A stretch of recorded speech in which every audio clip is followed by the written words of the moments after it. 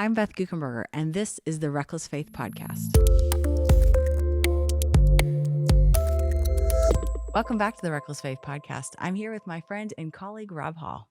You've now said that 36 times. Oh, I can't Because believe we're on it. day 35, and we did an intro. Yes, we did. And so, hey, Yes. I'm still here. You're still here. Yes, we are. Hopefully people are still here. They're plowing through. Yes. Hopefully it's bringing them life and new ideas and new thoughts and new all kinds of things. So, Lots of doors they're opening. yes, absolutely. I love the sweet story in day 35. Excuse me. Day 35 is set out a chair. Yes to seeing the one. There's just this really sweet story about a mother at the community center in Tres Reyes. Yeah, I liked that story because she was stuck somewhere, and she's the one that told me her own story, and she talked about how she was believing a lie and that one of our staff persons helped her get over and around and actually through that lie by just a simple act of one, acknowledging her and then inviting her into a classroom where she became eventually literate. And I think that lies, we call lies that we believe over a long period of time strongholds, and we think of them as like, man, to break down a stronghold, that's going to be a lot of work. That's going to take like a stick of dynamite and a ton of time. But I don't think it has to be that aggressive. I think sometimes just one step at a time, we can be quietly invited on the other side of something that we once believed about ourselves that isn't true. It happened for me once. I was about to say, so, some podcasts are highly scripted. Yeah. Some are like, this is not a highly scripted show. No, it's right. not. It's bonus material for the book. And so I was curious, like, I wonder if there's a story Yes. that's similar in your life. There is a story like that similar in my life. But here's the thing that I think is so subtle. Maria and I ended up having a little bit of this conversation. I didn't tell her my whole story. I was listening more to her.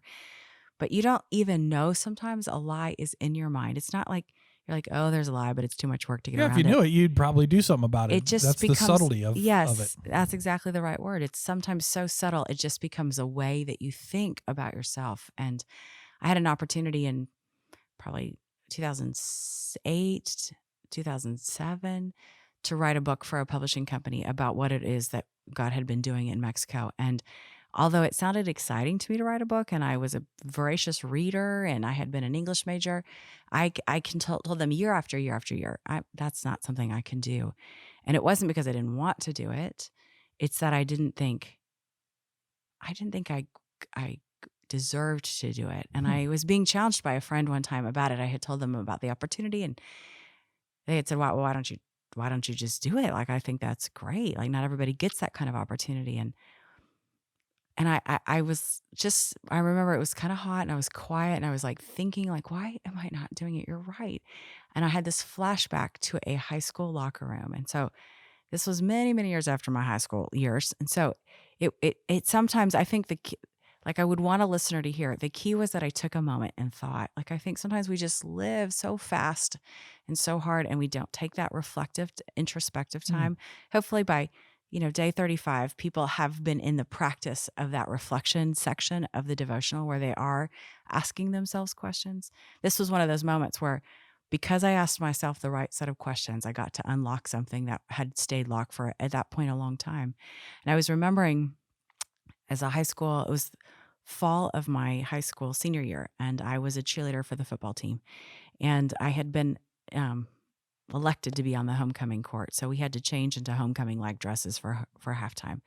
And this would be 1990. So we had giant hair. People are adding up the years right now. Yes, How old is Beth at yes. the time of this recording? Yes. 1990, you're in high school, your senior year. If you were around or have seen videos or movies or anything from 1990, we used a tremendous amount of hairspray to make our hair as tall as possible.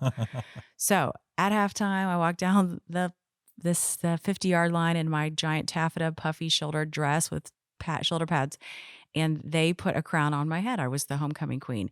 And as the end of that little ceremony, I ran up to the locker room to change out of that dress and back into my cheerleading uniform for the second half. But that crown, literally, you could not see over my hair. It was so big. The crown was stuck in my hair and you never even saw it. So I didn't even see it to take out. When I was changing really fast, I forgot that it was up there, and I just put my cheerleading uniform back on. And I was heading out of the locker room quickly to hand my dress to my mom. And I ran into a girl from school who I now can look at with all the perspective of time and realize that she had a friend who was also one of the candidates and didn't get it. And she had her own things going on. But she said to me, "Oh, get that thing off your head. Nobody wants to see that on you." And she Mm, pointed to my crown. wow. And I was embarrassed because I was not meaning to still have it on. And I ripped it out of my hair and out of all that hairspray and threw it at my mom and went down and cheered the rest of that game. And I had forgotten So a seed was planted all that time ago. that nobody wanted to see that thing on my head. Yeah. And so now it's literally from your story 17 years later. Yes. And because of some questions, because of you taking the time to reflect, the Lord allowed you to see that there was a stronghold in your brain. And I thought that the stories that I wanted to share, nobody wanted to see anyhow. Wow. And I was like, well, I mean, I don't want to stand out like that. I don't want to. Everybody else has these same kind of stories. Why do I get to be the one that shares them, or why do I get to be the one that Mm. wears the crown? And when I realized that I had assigned a voice in my head that to a girl who I shouldn't have given any power to, I was like, that's kind of crazy. And then I wrote the manuscript that became the first book I wrote, Reckless Faith. Reckless Faith. And so now this Reckless Faith, a 40-day journey, right? All of that. That's just an amazing story to me. Just Well, that literally 5 seconds when you were in high school lived in your brain, that the enemy took that 5 seconds, and had you not taken the time to reflect and say, why am I reluctant to do this thing? And I didn't want, I think what my friend did that day for me was create space and ask good questions and not judge when the revelations began.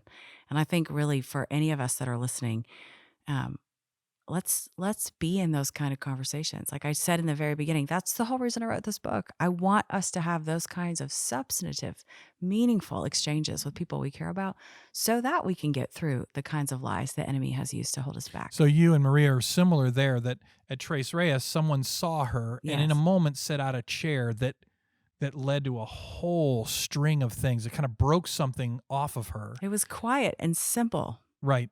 And similar to the conversation you had, somebody set out a chair, quote unquote, and it broke something off in you that led to something. And it was quiet and simple. Like I think sometimes we think it has to be so elaborate and fancy and professional. And like, no, just it doesn't. Yeah. So that leads to today's action step. Who is the one in your community God is revealing to you? How can you set out a chair for them today? Yeah, I just that conversation was definitely a marker for me, and I try to think about it sometimes. The day before, yeah, I talked about taking some time for people, or a couple days before, I talked about taking some time for people and sharing it. That's all it really requires. The Holy Spirit does all the rest of it. Yeah. So may we be people that set out chairs. Yeah, I for just the love the important idea people that, in our that lives. everybody listening, everybody reading is going to be setting out chairs. I love that visual. Hey, if you have a copy of Reckless Faith, a 40-day journey to saying yes, we hope this podcast keeps you focused and having meaningful conversations with God and with others.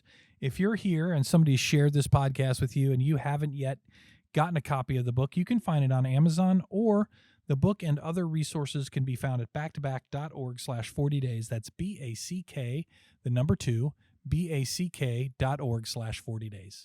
I want to thank you and all the rest of our listeners for being on the Reckless Faith journey with us. And until next time.